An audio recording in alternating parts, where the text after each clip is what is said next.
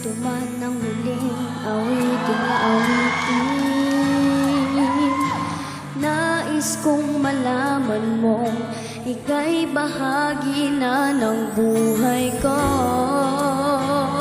Ang